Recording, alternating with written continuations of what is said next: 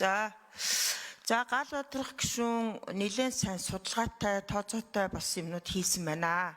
За энэ дээр миний одоо нөгөө ярьдаг улиг домог болсон нөгөө цалин. Айгүй олон одоо энэ ямар нэгэн одоо энэ орчин нөхцөл те багшийг одоо хомслоос гаргахын тулд одоо багш нараа авчрах гол одоо хүчүүрэгч нь ерөөсөө цалин шүү. Тэгээд цалингаа нэмийг ингүүтэл би буруутан болоод байгаа шүү дээ. Ер нь бол мөхтия цалингаас өөр юм ярьдаггүй гэд.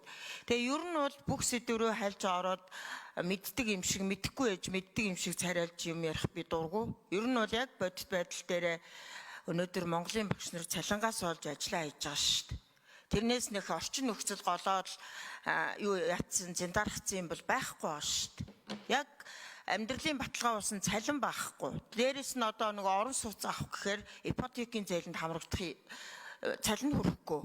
Ийм л хүнд байдалтайгаа. Одоо тэгэхээр энд байгаа боловсролыг төлөөлж байгаа улсын их хурлын эрхэм гишүүд та бүхнээс хүсэх ганцхан л зүйл байна. Бид нар олон гоё юм яриад ээж болно. Олон ингээд одоо презентацийн тавиал янз бүрийн судалгаа хийгээд яваад ээж болно.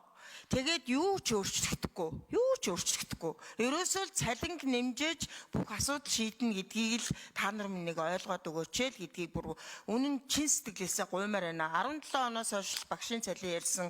Өнөөдөр одоо ингээд бараг 10 жил ярьж шít. Ичмээр байгаа байхгүй юу. Тэгээ одоо 28 онд бид нар юугаа ярьж эргээд багш нарынхаа өмнө зогсож явах юм. Ялангуяа боловсрлоо төлөөлж байгаа бид нар.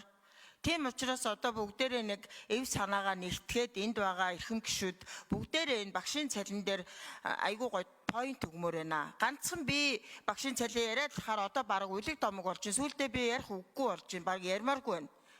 Цалингаа л ярмаар байна. Бид нар энэ олон багшийн хомсдол, энэ олон сурах хүчийн алдаа дутагдал одоо ингээл биднэрт бол асуудал байгаа. Түмэн асуудал байгаа. Тоочтой үйл дуусахгүй.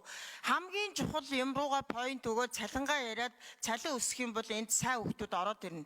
Энэ боловсролын салбарт өрсөлдөөн бий болно. Өнөөдөр ямар ч өрсөлдөөн байхгүй. Өрсөлдөөнгүй байгаагийн гол шалтгаан ерөөсөө цалин шүү.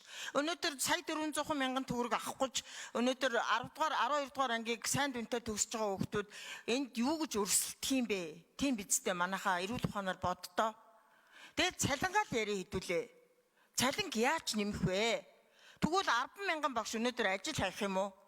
Бүр ажил хаяад энэ боловсролын салбараас нь бүр яваад бүгдээрээ солонгост очичээ тэгвэл 10 мянган багшийн хомсдолд орё дахиад. Тэгээд одоо бид нар энэ гоё сурах хүчин хөтөлбөр сургалтын орчин барилга байшнаа яриад ах юм уу? Хүнээ ярмаар байна. Багш нарынхаа нийгмийн асуудлыг хамгийн түрүүн шийдчихэж дараа